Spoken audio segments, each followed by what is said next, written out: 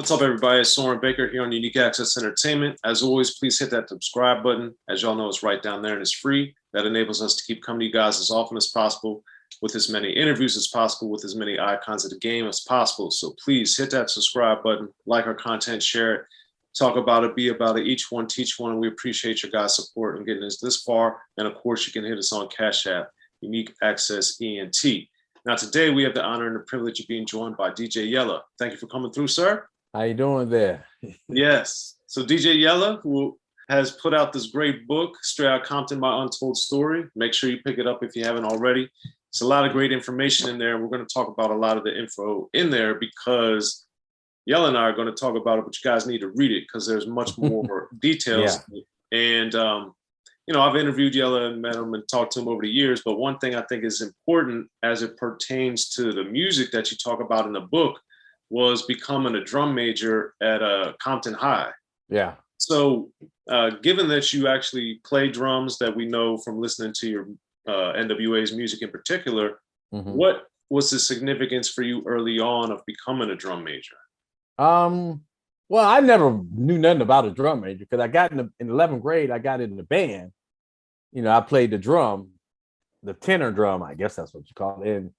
And then me and the drum major of that year, we clicked, you know, like we hung out like brothers. So he was graduating, he was a senior. He said, I want you to be the drum major for next year. I'm like, so I had to go through all this, learn how to twirl up a, you know, throw it up in the air. You know, I'm like, man, it's not my style, but it was fun. It was different. First in my family, that's for sure. First to even be in a marching band was different, but it was fun. And what all this stuff and all the practice that you had to do you think that discipline helped you later on with the Wrecking Crew, with N.W.A., with producing, with all the different things? Maybe a little bit. You know, it just because I noticed even at the drum major, I jumped in it at 100%. You know, I would walk over to the guy's house in the evenings and learn right in his front yard for a couple of hours of practice every day. So I guess that got me started to putting 100%, just like when I played baseball before high school, 100% in it. That's all I did was play baseball. So it's just like, it started a reputation of me just putting it all in, whatever I did. Doesn't matter whether it was movies later, I put 100% in. So that's how I was. And that's what started with the drum major. Okay. And also as a producer, getting into the Wrecking Crew and being an artist, what did you find, because now we're in the sampling era, we're in all these different things, we're not using necessarily as much instrumentation all the time, especially later on. So what was it like, or what did you see being a musician helped you that maybe some of the other people you were around that didn't play an instrument, how did that affect you? We just kind of, because in the Wrecking Crew days, we didn't sample at all.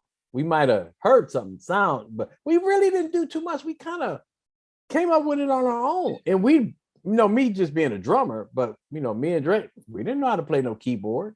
So we had to, you know, one finger and it sounds like this. And then we eventually would hire a keyboard player, play it like this. This is what, now come in and do what you want to do.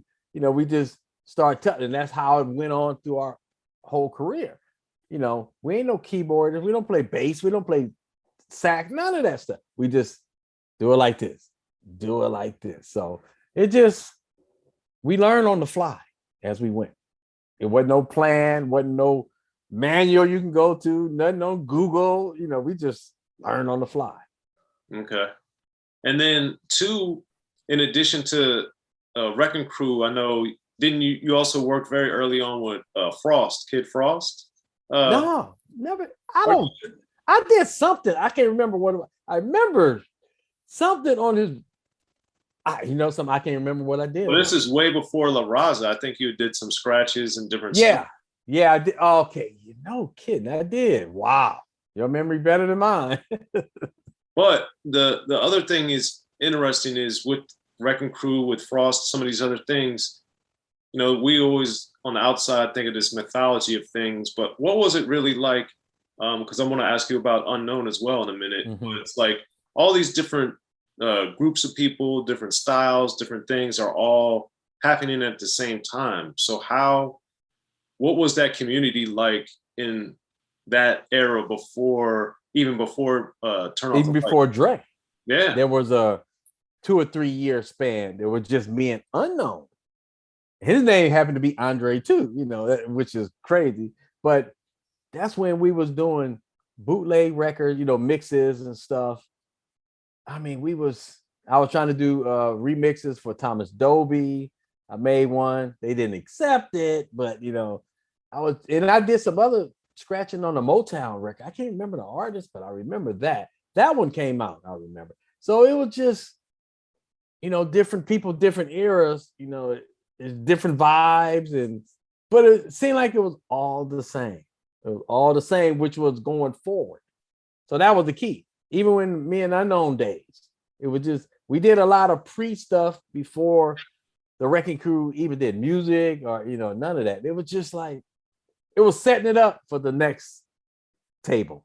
Like our table, we getting the legs on it. And then now me and Dre got the real table, the real dynamic duo, man, wow, it's so much. Wow. Well, also with Unknown, with Eve After Dark and then the Penthouse, what made Unknown, why didn't you and Unknown stick together in the sense of like how you and Dre bonded so much? What made Unknown kind of not get with Wrecking Crew or N.W.A or all that stuff that he was around? I think it just wasn't meant to be like that. Cause we was tight, just like me and Dre was tight, but me and Unknown was the same tightness for them first few years. Even when Dre got there, me and Unknown was tight, but we started to, I don't know, kind of drift away. No problems or anything. It's just our time was at the beginning. We did everything together, all this trying to create stuff. We did all that. And then it just faded away. It just faded away. Yeah, I mean, I talked to Unknown yesterday, so we still in touch. But it was just, our time was just that little space right there. And what early on at that point did you see that was so special or distinctive about what Unknown did, or to where when he was doing the Compton's Most Wanted, you're like, oh yeah, of course he's successful. What did you see or notice? So I really didn't notice anything. I mean, because we was doing so much. He was a part of the Wrecking Crew, but when it came to the music, he like individual. He went solo, doing his own stuff, the Compton in the house, that kind of stuff. But our time together was unique. It was really setting it up for the next phase. We didn't know that. I didn't know that, but it really set up for the next phase because we kind of started not in music, but mixing and this and that, and then it set right up for the other one to come in. Okay. And then also in your book, Straight Outta Compton, The Untold Story, Yella, you talk about one of the neighborhood kingpins bringing Dre to the Penthouse and wanting you to battle him. So yeah. Why and how did this happen so randomly, seemingly? I mean, I was the hot kid on the block. I was in the main spot in the club every Friday and Saturday. It probably was called the Penthouse then when Dre came around. And I remember the guy came around, brung this little skinny kid, this plain looking kid. He said, yeah, man, I can bet you, they want to talk to him and Unknown going at it, But me and Dre just kind of looking at each other like, ain't no big thing, But we never battled or anything. I think I would have gotten him. I think I would have beat him. And I'll tell him that to his face. He'd know it. But it was just, that was the start, but that wasn't the bond. The bond came, after maybe a week later when he was DJing at a school and his equipment went out and he walked to the school and, came to, borrow one of our amplifiers. And I said, okay. I like, wait a minute, where's your car? Want me to put in your, he didn't have a car. I'm like, you coming from where? Locke High School? Where? I was just like, wow, okay. But that was the start of us right there. That was the start. I don't know why we just clicked automatically. Yeah, and another part of your book, Straight Outta Compton, The Untold Story, that I really enjoyed was when you were talking about when you guys made Juice for the Wrecking Crew, and you guys kind of stumbled onto the fact that you were producing. Yeah. And it seems, reading the book and talking to you a couple times over the years, it just always seemed like you just did stuff because either it was the right thing or that's what you wanted to do. It never was like, oh, I need to be a producer, or I need to do. So where does that part of your personality come from? I mean, to me, everything was just on the fly. You know, it was never, we didn't know it was producing, we just doing the stuff, it's just, I don't know, that just like in the beginning, we just did it. We just tried it. Okay, let's try it. And that's it. Just like the music, we just did it. This is what we like, whether people like it or not, this is what we like. And it never was a plan for money or none of that kind of stuff. Fame or none of that stuff. Because we thought we was famous DJing at a club. That was our famous part. When the music, it wasn't.